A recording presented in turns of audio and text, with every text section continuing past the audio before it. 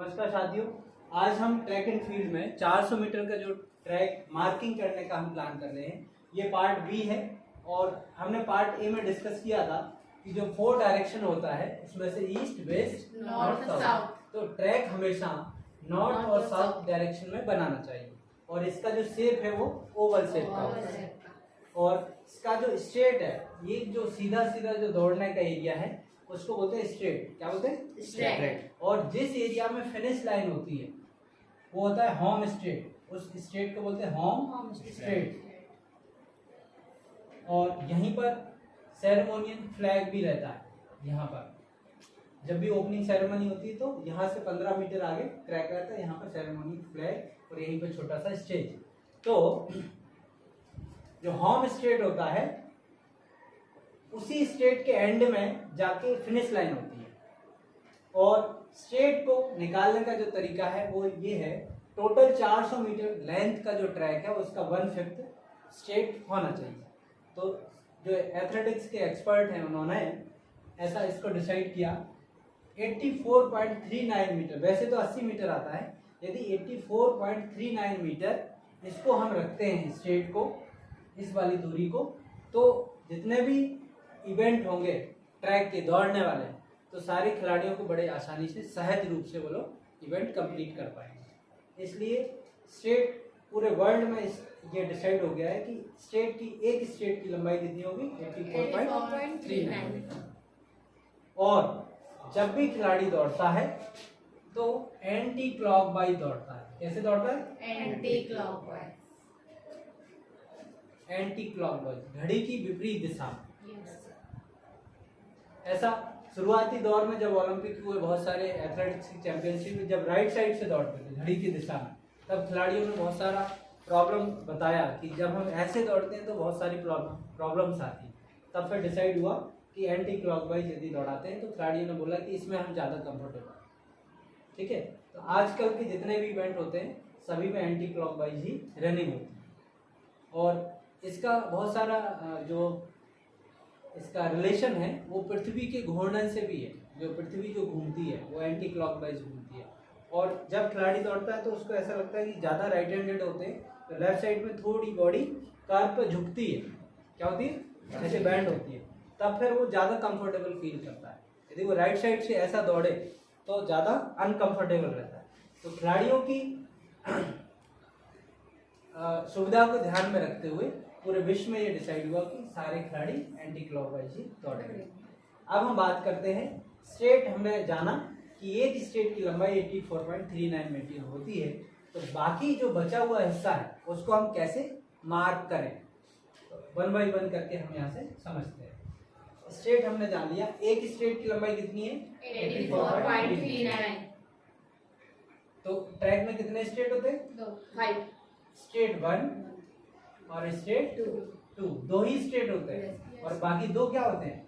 Curve 1, curve 2। 2 क्या होते हैं? कर्व। 2 स्ट्रेट होते हैं, 2 कर्व होते हैं। यदि दोनों कर्व को हम ऐसा मिला दें तो क्या बन जाएगा? वृत्त। और वृत्त में हम जानते हैं कि त्रिज्या होती है। क्या होती है? उसको बोलते हैं रेडियस। और जो बाहरी हिस्सा है उसको बोलते हैं सरकमफेरेंस,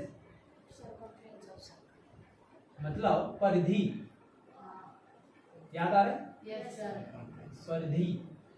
परिधि मीन्स सी, सरकमफेरेंस मीन्स सी, परिधि, जिसका सूत्र होता है 2πr। याद आया? Yes sir. और जहां पर पाई का मान क्या होता है? 22/7। और आर हमें ज्ञात करना है। हमें नहीं पता है कि आर की वैल्यू क्या है। आर से क्या मतलब है? रेडियस। रेडियस मतलब त्रिज्या। ठीक है, तो हम ट्रैक को बड़े ध्यान से देखें तो ट्रैक में एक हमें रेक्टेंगल टाइप का दिख रहा है। देखिए बड़े ध्यान से देखो, यस सर। आयत जैसा दिख रहा है। ये क्या है? बीच वाला हिस्सा रेक्टेंगल। और बचा हुआ कर्व 1, कर्व 2। तो दोनों कर्व को मिलाते थे तो वृत्त बन जाता है। और रेक्टेंगल यहाँ पर स्ट्रेट को मिला लें और दोनों रेडियस को मिला लें तो एक रेक्टेंगल बन जाता है। तो हम सबसे पहले जानेंगे एक स्ट्रेट की लंबाई 84.39 है, तो दूसरे की कितनी होगी? 84.39 इंटू 2, दूसरे की भी उतनी होगी, तो कितना हुआ? और दूनी 18, 6, 7, 4 दूनी 8, 8 दूनी 16, कितना हुआ? 168.78। कितना हुआ? 168.78। दोनों state, first state, state 1, state 2 की दोनों की लंबाई कितनी होगी? 168.78 मीटर। अब इतनी 400 में से इतनी हमने देख ली है, पता कर ली। अब बचा हुआ हिस्सा कौन सा है? कर।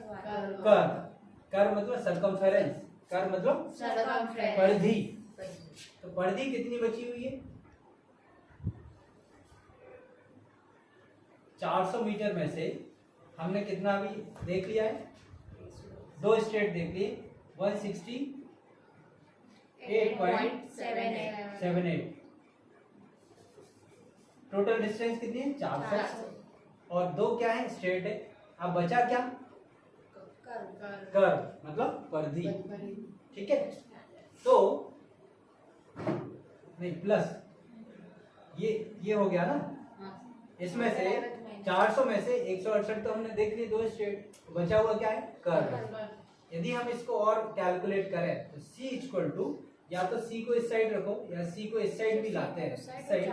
तो 400 माइनस 168.78 कितना होगा?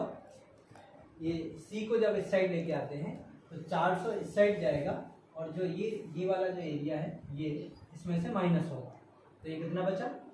इसको माइनस करके देखते हैं।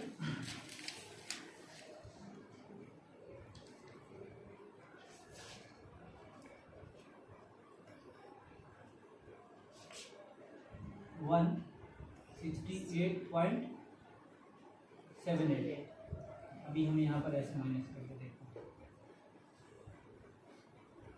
10 में से 8 गया 2, यहाँ भी 2 दशमलव, 10 में से 9 जाएगा 1, 10 में से 7 जाएगा 3, 4 में से 3 में से 3। हाँ 3 में से 2।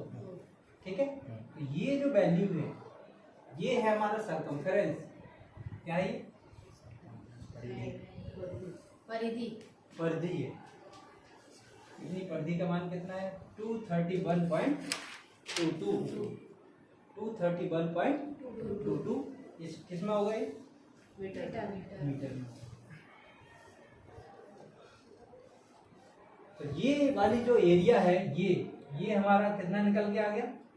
231.22। हमें परिधि पता चल गई है। अब हमें पता करना है रेडियस, त्रिज्या। ये वाली जो डिस्टेंस है ये पता करना है, ये एक्चुअल में कितनी है। यदि ये डिस्टेंस ये पता हो गई तो फिर हम ट्रैक मार्किंग करने में हमें इजी होगा, आसानी होगी। तो 400 मीटर का टोटल ट्रैक था, जिसमें से 2 स्टेट को हमने कैलकुलेट किया था 168.78, और उसको 400 में से घटा दिया। 400 में से किसको घटाया? दोनों स्टेट्स को। तो बचा क्या? सरकमफेरेंस, मतलब ये वाला एरिया बचा ना, ये। और ये दोनों मिला के क्या हो जाते हैं? वृत्त। और वृत्त का क्या रहता है? परिधि। तो परिधि बन जाता है। तो परिधि बराबर हुआ 400 माइनस 168.7 है। तो ये यहाँ पर परिधि का वैल्यू जो आया है वो 231.22 मीटर है। अब हमें कैलकुलेट करना है त्रिज्या, रेडियस। ये वाली डिस्टेंस पता करना है। ये डिस्टेंस कितनी होगी? ये वाली डिस्टेंस। ओके, इसको हम कैलकुलेट करते हैं। इतनी बात समझ आ रही है? Yes, sir.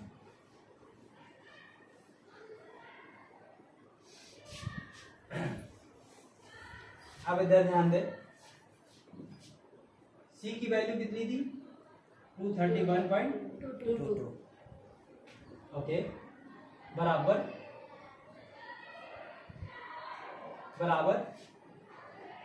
क्या है? 2 पाई आर। 2 pi R. हमें आर की वैल्यू पता करना है, ज्ञात करना है। तो क्या करेंगे, वैल्यू को रख दो 2 गुणे 22/, पाई की वैल्यू क्या है 7 इंटू आर इंटू R यहाँ पर इस साइड में क्या है 231.22। इसको और हम कैलकुलेट करें, ऐसे होगा ये, यहाँ पर आर को इस साइड लेके आएंगे, आर को इस साइड लेके आएंगे, फिर बाकी जितना जो अंक है वो उल्टे डायरेक्शन में हो जाते हैं, क्रॉस मल्टीप्लिकेशन होता है ऐसा। तो आर यहाँ पर ऊपर है, आर इस साइड आया, ये वाला जो हिस्सा है वो मल्टीप्लाई होगा, उस साइड जाएगा 231.22 इंटू 7, वेरी गुड। और नीचे क्या आएगा 2 गुणे 22, 44। ओके, नेक्स्ट स्टेप में क्या होगा 231.22, इसको मल्टीप्लाई करें। हाँ, कितना हुआ 7 दूनी 14 की 4, 7 दूनी 14 1 15 दशमलव 7 दूनी 7 1 8 7 21 1 7 दूनी 16 बटे 44। इसको जब हम डिवाइड करते हैं तो आर की वैल्यू आती है 36.78। कितनी वैल्यू होती है 36.78 मीटर। आर की वैल्यू क्या आएगी 36.78 मीटर। ये जो दूरी है ये त्रिज्या है हमारी, क्या है त्रिज्या। मतलब यहाँ से लेके ये वाली दूरी, ये वाली दूरी, ये वाली दूरी क्या है 36.78। अब आया समझ में कि रेक्टेंगल यदि हमने बना लिया आयत, तो उसके बाद कर्व हम कैसे बनाएंगे, इसकी मदद से, रेडियस की मदद से। रेक्टेंगल की जो चौड़ाई है उसके बीच में सेंटर पॉइंट मानेंगे और बीच में यहाँ रख के बड़ी सी रस्सी या टेप यहाँ पर नेल रख के और ऐसे घुमा देंगे, और इस साइड भी ऐसे घुमा देंगे। तो ये हमारा ट्रैक बन जाएगा। सबसे पहले कैलकुलेशन आना जरूरी है। यदि हमें वैल्यू पता है उसके बाद बड़ी आसानी से हम ट्रैक को मार्क कर सकते हैं। तो हमने जान लिया है कि दोनों स्ट्रेट की लंबाई और दोनों जो बचे हुए हिस्से हैं कर्व 1 और 2 का जो परिधि है वो भी जान लिया 231.22, और उसका जो रेडियस है यहाँ से यहाँ तक की जो दूरी है उसको भी हमने कैलकुलेट कर लिया 36.78। अब आगे की जो कहानी है वो थोड़ी सी ध्यान रखने वाली और पेचीदा है। और एक बार यदि कंसेप्ट में आपने बिठा लिया कि ट्रैक एक्चुअल में कैसा होता है तो आपको बहुत ही आसानी होगी उस चीज को समझने में। आगे की मैं कहानी बताता हूँ कि आगे ट्रैक को हम कैसे मार्क करेंगे।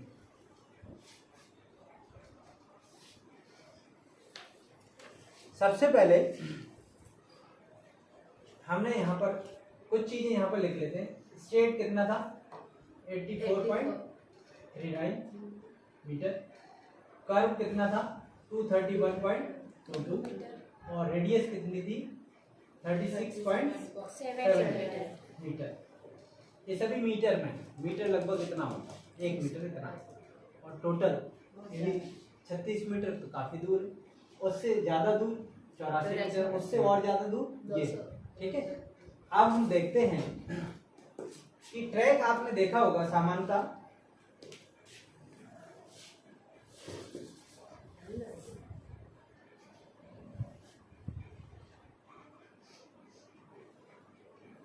ट्रैक जो है ना बॉर्डर्ड रहता है। क्या रहता है देखा है आपने? Yes sir. 2 प्रकार के ट्रैक होते हैं, बॉर्डर्ड और नॉन बॉर्डर्ड। बॉर्डर्ड से क्या मतलब? सर जो बनी हाँ, जब दौड़ता है पहला लाइन में, जब खिलाड़ी दौड़ता है ना ट्रैक में, पहली लाइन में जो ट्रैक में खिलाड़ी दौड़ता है तो उसको जो बॉर्डर रहती है ना ट्रैक एंड फील्ड में, ऐसा बॉर्डर रहता है, मतलब उठा हुआ हिस्सा रहता है। अंदर वाला हिस्सा क्या रहता है? पहला जो लाइन है वहां पर उठा हुआ होता है, बॉर्डर ऊपर चढ़ी रहती है। तो कई बार वो फर्शी की रहती है, कई बार लोकल जो कॉलेज है स्कूल है वहाँ पर ईंट की भी बना देते हैं, कई बार फर्शी से बना देते हैं, और कई बार तो उसको मिट्टी से भी थोड़ा ऊंचा उठा देते हैं। ठीक है, तो सामान्यतः ये पाया गया है कि जो बॉर्डर ट्रैक होते हैं उसमें लगभग 30 सेंटीमीटर खिलाड़ी पहला जो बॉर्डर है उससे दूर दौड़ता है। किससे दौड़ता है? बॉर्डर से कितना दूर दौड़ता है? 30 सेंटीमीटर। क्योंकि नियम क्या है कि कोई भी खिलाड़ी अपनी लेन को क्रॉस नहीं कर सकता। यदि किसी खिलाड़ी को ये लाइन दी है, यदि उसने यहाँ टच कर दिया, यहाँ क्रॉस कर दिया, तो वो फाउल हो जाएगा। क्या हो जाएगा? और उसको रेफरी अंपायर जो होते हैं, ट्रैक अंपायर, वो वहीं से क्रॉस कर देंगे, इसने फाउल कर दिया। ठीक है, तो सामान्यतः ये पाया गया कि बॉर्डर ट्रैक में लगभग 30 सेंटीमीटर खिलाड़ी दूर दौड़ता है ताकि उसको चोट भी ना लगे और फाउल भी ना। तो ऐसा जो हमने यहाँ देखा है, ये रेडियस में 36.78 को यदि हम इसको राउंड ऑफ कर दें 36.80 मान लें, क्या किया हमने? इसको राउंड ऑफ किया। 78 को क्या कर दिया? राउंड ऑफ, मतलब ये 78 को सीधा मान लिया कि 80 है। क्या है? 80। तो वो खिलाड़ी कितना दूर दौड़ता है? 30 सेंटीमीटर। तो इसको हम माइनस करेंगे।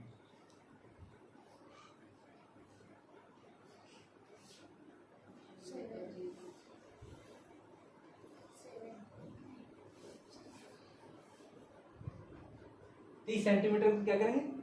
ये 36 के बाद 80 क्या है? सेंटीमीटर है। इधर भी 30 सेंटीमीटर है, तो ये 0 0 हो गया। 36.50 मीटर ये कहलाएगा उसका रनिंग डिस्टेंस रेडियस। इसमें 2 रेडियस होती हैं, ट्रैक एंड फील्ड में 2 रेडियस होती हैं।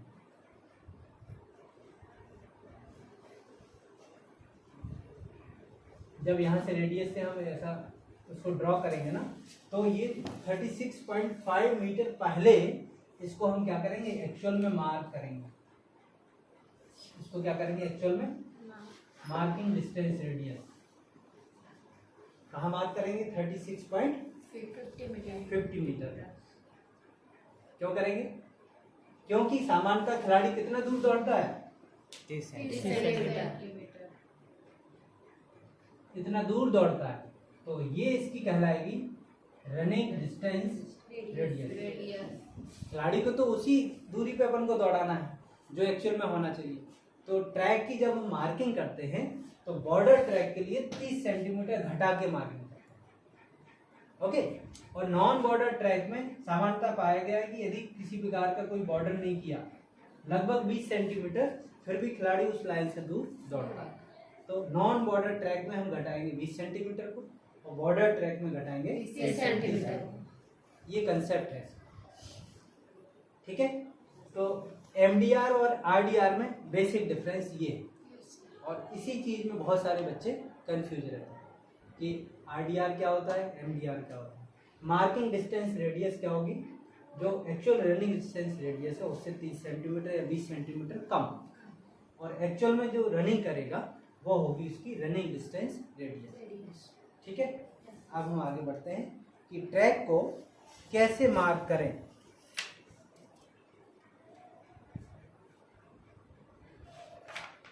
ट्रैक को कैसे मार्क करें?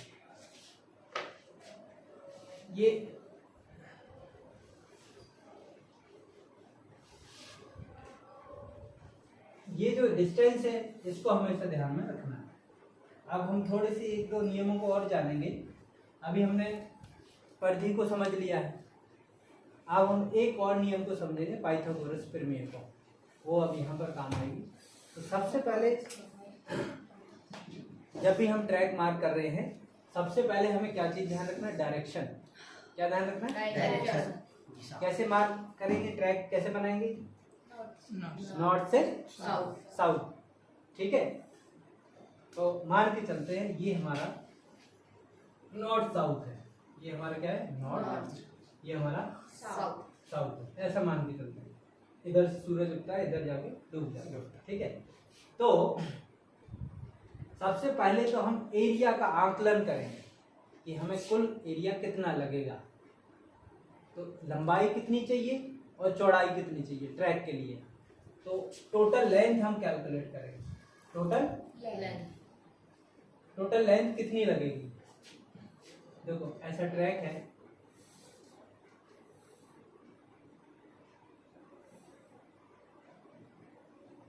ट्रैक ऐसा है, इसमें दो क्या है, स्ट्रेट है, स्ट्रेट 1 स्ट्रेट 2, दो क्या है, कर्व है।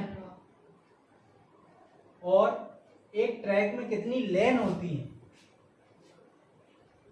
लेन कितनी लेन होती है, 8 लेन होती है। कितनी लेन होती है, 8। और लाइन कितनी होती है पता है आपको। यदि 8 लेन बनाना है मुझे, 8 बनाना है तो लाइन कितनी में ड्रॉ करूंगा, 9। लाइन होती है 9। लेन बोलते हैं इसको, ये वाला जो एरिया है इसको बोलते हैं लेन, जिस पे खिलाड़ी दौड़ता है। और लाइन होती है वो जो दो लाइन से मिलके एक लेन बनता है। ठीक है, तो टोटल लाइन होती है 9 और लेन होती है 8। तो टोटल 9 लाइन से मिलके 8 लेन बनती है। ठीक है, और एक लेन की जो चौड़ाई है वो रहती है विड्थ इक्वल टू 1.22 मीटर। एक लेन की जो चौड़ाई है जिस पर धावक दौड़ता है वो कितनी चौड़ी होती है, 1.22 मीटर। तो यहाँ हम यदि टोटल लेंथ की बात करें तो टोटल लेंथ में हमें एक चाहिए कर्व 2, यहाँ देखें, प्लस स्ट्रेट भी चाहिए ना, कर्व चाहिए, स्ट्रेट चाहिए, फिर क्या चाहिए, फिर से चाहिए कर्व 1 चाहिए, प्लस जो कर्व 2 है उसमें कितनी लाइन है, 8। कितनी है, 8। और कर्व 1 जो है उसमें भी कितनी है, 8 line, plus 5 metre extra space इधर भी चाहिए, 5 मीटर एक्स्ट्रा स्पेस इधर भी चाहिए। तो 5 मीटर का एक्स्ट्रा स्पेस भी लेके चलना बराबर। हमने यहाँ पर जाना, एक स्ट्रेट की लंबाई कितनी थी, 84.39, और दूसरा जो रेडियस था वो था 36.22। इसको राउंड अप किया गया 36.50, ये 30 सेंटीमीटर घटा के। तो यहाँ पर 36.50 इंटू प्लस 8 लेन, इसको हम बराबर क्या लिखेंगे, 8 इंटू 2 मान के चले, 8 लाइन दोनों साइड में चाहिए ना, इससे गुणा होगा 1.22 मीटर से, प्लस स्ट्रेट कितना 84.39 मीटर, 84.39 मीटर, प्लस 5 मीटर इधर का भी चाहिए, 5 मीटर इस साइड भी चाहिए एक्स्ट्रा स्पेस। ये टोटल हमारा लेंथ निकल गया। टोटल लेंथ कितनी होगी, 84 मीटर स्ट्रेट हो गया, ये हो गया आपकी टोटल 8 लेयर होगी, प्लस अभी एक चीज और इसमें छूट रही है, वो है आपकी रेडियस, ये वाली चीज 36.5 प्लस 36.5, ये 2 बार जोड़ेगी। क्यों जोड़ेगी, क्योंकि आधा इधर भी है आधा इधर है। तो टोटल जब इतनी लंबाई जोड़ लेते हैं तो ये कुल मिलाकर के 176 मीटर हो जाता है, 176 मीटर इसके आसपास, मतलब 250 मीटर का हमें लंबाई चाहिए। यदि एक ट्रैक बनाना है तो कितना, 250 मीटर के आसपास, अच्छा स्टैंडर्ड ट्रैक बनाना है तो। अब हम बात करेंगे विड्थ, टोटल लेंथ की बात होगी। विड्थ में क्या क्या चाहिए, चौड़ाई में हमें क्या क्या चाहिए, ये वाली पूरी में क्या चाहिए, सबसे पहले तो दो चाहिए रेडियस, 2 चाहिए ना, यहाँ से शुरू होती है 36.50 प्लस 36.50 प्लस, और क्या चाहिए, 8 लाइन इधर रहेगी, 8 लाइन इंटू 1.22 मीटर, हर एक लाइन की चौड़ाई भी है ना, प्लस इधर वाली लेन भी चाहिए 8 इंटू 1.22 मीटर, जब हम पूरा इसको कैलकुलेट करते हैं तो चौड़ाई हमें पता चलती है कि हमें चौड़ाई कितना चाहिए रिक्वायर्ड। तो ये विड्थ की बात करें तो ये 36 दूनी 72, तो ये यहीं से पता चल रहा है 36 दूनी 72 और 8 ये है 8 दूनी 16, लगभग 92.52 metre plus 5 metre extra space, लगभग 102 मीटर के आसपास चाहिए। 5 मीटर इधर भी एक्स्ट्रा स्पेस चाहिए ना, 5 मीटर इधर भी चाहिए, 5 मीटर इधर भी चाहिए। क्यों चाहिए? क्योंकि जब ट्रैक बनाते तो बाहर खिलाड़ियों की एंट्री कैसे होगी, एग्जिट कैसे होगी, तो साइड से खिलाड़ियों को आना जाना वो सारी चीज़ें, और बाकी इक्विपमेंट कुछ रखना है तो ट्रैक के बाहर, ठीक है। तो 5 मीटर एक्स्ट्रा स्पेस लेके चलते हैं। तो हमें लंबाई चाहिए लगभग 250 मीटर और चौड़ाई चाहिए लगभग 100 मीटर के आसपास। 102 मीटर तो चाहिए। और इतना बड़ा कैंपस यदि किसी इंस्टीट्यूट का है, कॉलेज या स्कूल का है, 200 मीटर चौड़ा और 100 मीटर लंबा, 200 मीटर लंबा और 100 मीटर चौड़ा, तभी एक अच्छा ट्रैक उस संस्था में बन सकता है। और ट्रैक कई प्रकार के होते हैं, सिंडर ट्रैक होता है, मडी ट्रैक होता है, सिंथेटिक ट्रैक। तो सिंथेटिक ट्रैक है, बहुत सारे विश्वविद्यालय में बने हैं। लगभग शुरुआती कीमत उसकी रहती है 5 करोड़, जो देवीहल्ले विश्वविद्यालय में भी देखा होगा आपने।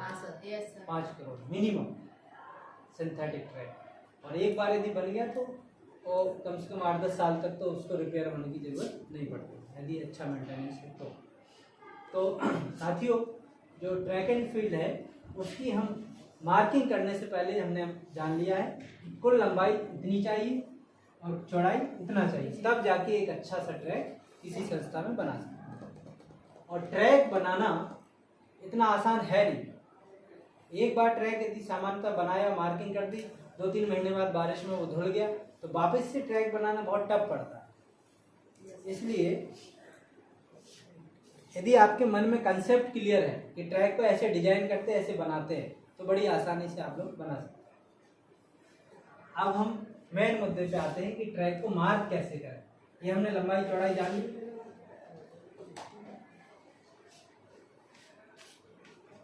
लेंथ 176 पॉइंट इतना था और विड्थ कितना था 102 मीटर, राउंड ऑफ इसको पकड़ते हैं इतना। अब हम बात करते हैं कि ट्रैक को मार्क कैसे करें। इतनी सारी कैलकुलेशन तो कर लिए, अब हम एक्चुअल में बनाएं कैसे। कागज में भी बनाना बहुत आसान है, लेकिन जब असल में मैदान पे बनाते हैं तो मुश्किल होती है। सबसे पहले डायरेक्शन देख लो, सूरज कहाँ से उगता है, कहाँ डूबता है, उस हिसाब से हम पता कर लेंगे कि नॉर्थ साउथ बनाना है तो उसके अपोजिट में बना दें, नॉर्थ साउथ, ये इसके ईस्ट वेस्ट। ओके, नेक्स्ट मान के चलते हैं, इधर ध्यान दें,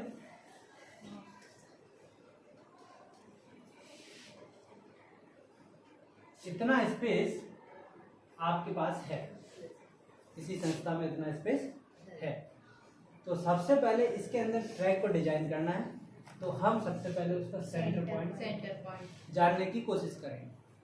सेंटर पॉइंट जानने के लिए क्या करेंगे, कौन सी टेक्निक अपनाएंगे? तो उसके लिए बेहतर है कि सबसे पहले आप देख लें कितना लंबा है, कितना चौड़ा है, और उसके बाद फिर उसके बीच में एक डायगोनल देख लें और उसका सेंटर पॉइंट देख लें। ठीक है, डायगोनल क्या होता है? विकर्ण। ये जहां पर ये कटे वो सेंटर पॉइंट है। आयत का जो विकर्ण होते हैं, जहां पर क्रॉस करते हैं, उस पॉइंट को बोलते हैं सेंटर। ठीक, ये हो गया हमारा सेंटर पॉइंट। यहीं से अपनी पूरी गणित शुरू हो ट्रैक बनाने की। सबसे पहले हमने जाना कि स्ट्रेट कितना होता है, 84.39 मीटर। तो सेंटर पॉइंट को हम ध्यान में रखते हुए टेप को पकड़ेंगे, इस साइड में आधा हिस्सा लेंगे और इस साइड में आधा हिस्सा लेंगे। 84 का आधा कितना हुआ? 42 के आसपास, है ना? ठीक है, आधा हिस्सा इस साइड में और आधा हिस्सा इस साइड में। हमें मिल गए 2 पॉइंट, 2 पॉइंट मिल गए। Yes sir. एक यहाँ पर मिल गया और एक यहाँ पर, स्ट्रेट के 2 पॉइंट मिल गए। उसके बाद हमने ये भी जान लिया है कि ये जो पॉइंट होता है, ये यहाँ से रेडियस को घुमाएंगे, वो कितना था? 36 रेडियस 15 यहाँ से लेके इधर ऐसे जाएंगे और 36.785 मीटर पे टेप पे नेल को पकड़ेंगे, नेल को पकड़ेंगे और यहाँ पर एक ऐसा डॉट डॉट करके आर्क बना रहे हैं, डॉट डॉट करके। आर अभी मार्किंग नहीं करेंगे, सिर्फ आर्क बनाएंगे, आर्क। ओके, फिर इसी आर्क को इधर लेके आएंगे इस साइड, और इसको इस साइड भी आर आर्क बनाएंगे। सेम इस साइड भी करेंगे। Yes sir. यहाँ क्या करेंगे? आर आर्क भी डॉट डॉट से बनाएंगे, परमानेंट मार्किंग नहीं। और सेम इस साइड ये आर्क बना दिया। अब आगे की कहानी जो मैंने बताया था, पाइथागोरस प्रमेय, वो है।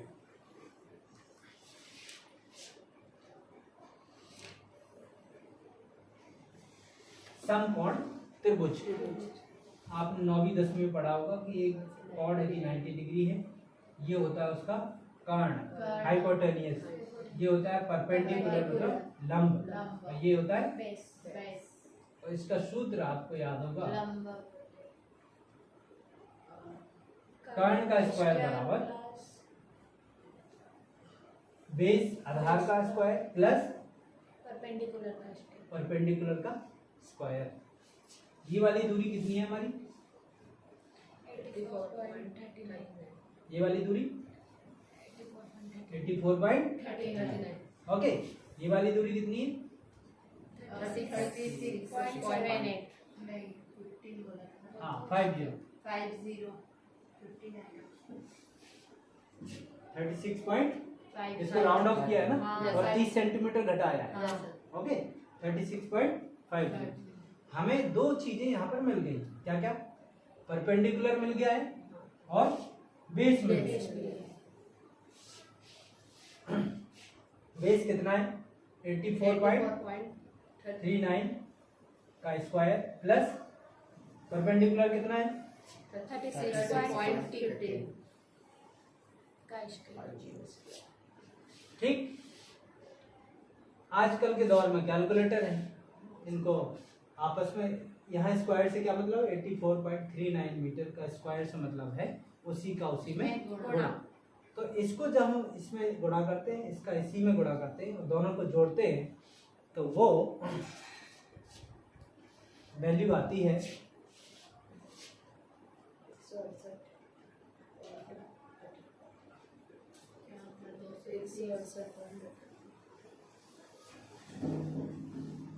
721.67 प्लस 36 का जब हम करते हैं तो आता है 1332.25, और इन दोनों को जब जोड़ते हैं तो आ जाता है 8453.92।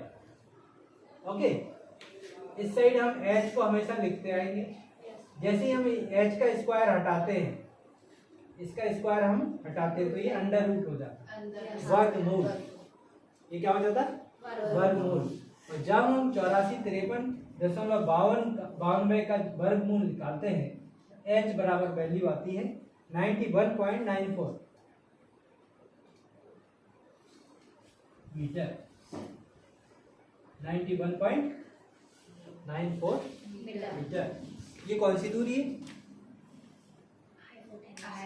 हाइपोटेनियस या विकर्ण, ये वाली दूरी है। देखो यहाँ से ये वाली दूरी कितनी है? 91.94। वैसे ही यहाँ से ये वाली दूरी, 91.94 ऐसे यहाँ से यहाँ तक की दूरी, और यहाँ से यहाँ तक। अब हम, हमारे पास टेप बड़ा होना चाहिए 100 मीटर का, तब जाके ट्रैक की मार्किंग मुमकिन है, सही मार्किंग। 100 मीटर का यदि टेप है तो 91.94 नापना है, तो उतना देख लो और यहाँ से टेप रख करके इस वाले पॉइंट को क्रॉस करेंगे, डॉट डॉट से इसको आर्क बनाएंगे। वैसे यहाँ पर रख के इस वाले पॉइंट को आर्क बनाएंगे, इसको क्रॉस करेंगे, यहाँ कट करेंगे।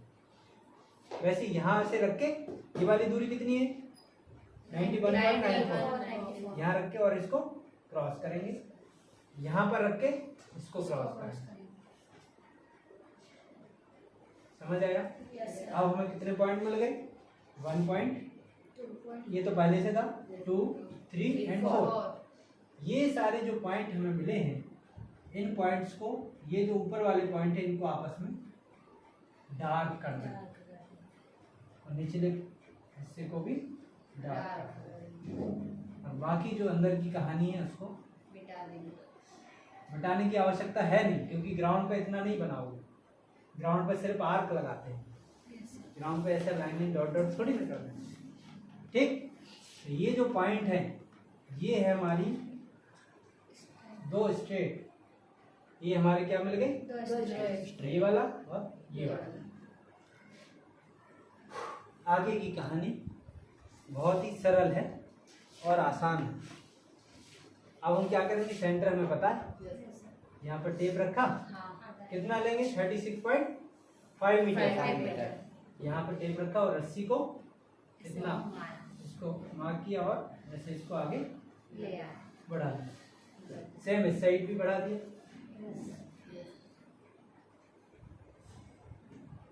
ये हमारी इनर जो बॉर्डर है, इनर बॉर्डर, ट्रैक का इनर बॉर्डर बन के तैयार हो। अब हम पहली लेन पे जाएंगे, लेन 1। लेन समझते हो? लेन अभी बताया था, ये लेन है। अब कितना चौड़ा है? 1.2 मीटर। यहाँ से हमने रखा बड़ा सा वायर, क्या रखेंगे, बड़ा सा तार, वायर लोहे का, आयरन वायर, और उसके ऊपर 1.2 मीटर पे एक टेप लगा देंगे लाल, फिर 1.2 मीटर पे, 1.22 मीटर पे, फिर 1.22 पे, 1.22 पे, ऐसे करके 9 जगह पे लाल कलर का या अच्छा रिफ्लेक्टिव दूर से दिखने वाला ऐसा टेप को हम लगा देंगे। और इस वायर को यहाँ से रख के, यहाँ से यहाँ ये टेप लगा है, कितनी दूरी पर टेप लगे? 1.22 मीटर पर कितने लगे? 9। सीधा यहाँ से रखा और यहाँ से एक व्यक्ति ने यहाँ अच्छे जोर से टाइट पकड़ लिया या नेल्स में बांध दिया, 2 व्यक्ति ने तार को यहाँ टाइट किया। प्लेन आपका होना चाहिए एरिया, यहाँ से घुमाना, एक साथ घुमाना शुरू किया,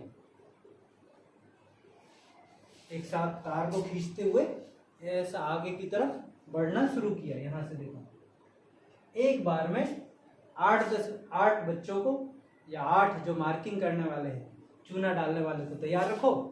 जहां जहां पर ये हमने टेप लगाया है वहां जाके साथ में चूने की लाइन डालना शुरू करो। एक बार में टोटल 8 लाइन को मार्क किया जा सकता है। इतना संसाधन होना चाहिए, इतना चूना होना चाहिए, इतने रिसोर्सेस होना चाहिए, लोग डालने वाले होना चाहिए, तार अच्छा होना चाहिए, ये सारी चीजें। एक बार में पूरा ट्रैक ये कर्व बनते हुए सीधे यहाँ तक आ जाएगा, ऐसा।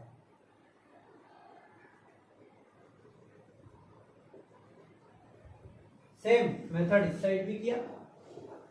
यहाँ क्या करेंगे, वही वाला वायर लाएंगे, ये टेप लगे हुए हैं, इनको यहाँ से ऐसा घुमाना शुरू करेंगे। एक साथ में सब लोग चूना यदि डाल देते हैं तो ये बन के कर्व हमारा तैयार, कर्व बन के तैयार। आप क्या करना है, स्ट्रेट 2 रस्सी लो अच्छी लंबी वाली, और 2 रस्सियों को एक साथ एक बार में दोनों रस्सी को डाल लो, और ये जो कर्व बन के आए हैं इनको आपस में जोड़ दो, मिला दो।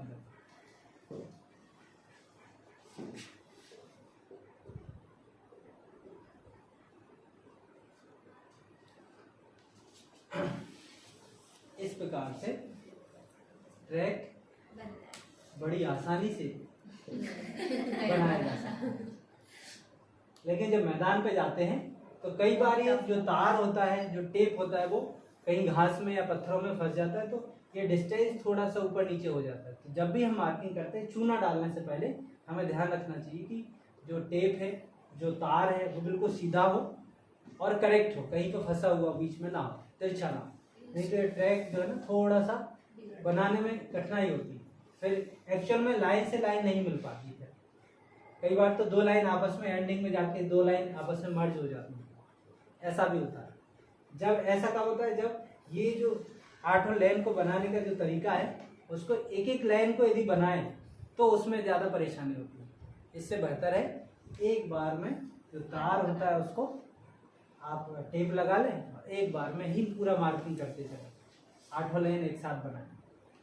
अब हम बात करेंगे कि ये जो लाइन यहाँ पर जो पड़ती है, जो चूना डालते हैं या सिंथेटिक उसमें होता है, उसकी चौड़ाई कितनी होती है। Width of the line, width of the line, line का तो हमें पता है 1.22 और लाइन कितनी होगी, लाइन कितनी होगी, लाइन जो कितनी चौड़ी डलेगी वो होगी 5 सेंटीमीटर। 5 सेंटीमीटर चौड़ी लाइन डालेंगे। कितनी चौड़ी डालेंगे, 5 सेंटीमीटर। ओके, तो साथियों होपफुली आपको ये ट्रैक मार्किंग समझ आ गया होगा। और कोई समस्या है तो आप कमेंट करें या प्रश्न पूछें। बहुत बहुत धन्यवाद।